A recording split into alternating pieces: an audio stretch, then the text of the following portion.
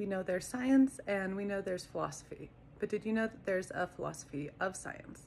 These are the rules and philosophical conceptual guidelines which scientists follow in order for what we do to qualify as science. This includes things like the scientific method, hypothesis testing, and really a lot of wonderful information we should go over in depth. I have a book by Kay Hall that is called Rules and Regulations of Science. It is in Spanish. It was written a little over 100 years ago, so I would need to translate it to share it with you, but that would be a great way to practice my Spanish and to go over that book. So it would be wrong to assume that scientists aren't interested in philosophy, and it would be fair to argue that if a scientist does not fully understand and abide by the philosophy of science in their practice of science, then we should call into question the validity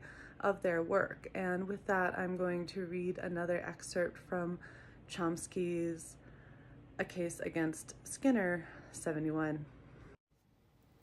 Skinner states that the task of a scientific analysis is to explain how the behavior of a person as a physical system is related to the conditions under which the human species evolved and the conditions under which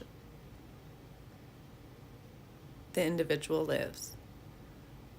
Suppose that in fact the human brain operates by physical principles, now unknown, that provides for free choice, appropriate to situations, but only marginally affected by environmental contingencies.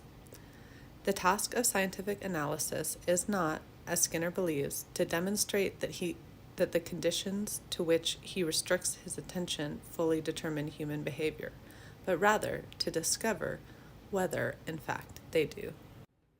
This critique gets back to an earlier point that was made earlier in this essay about how you can't have a predetermined conclusion in science if you're really doing science. That violates the philosophy of science.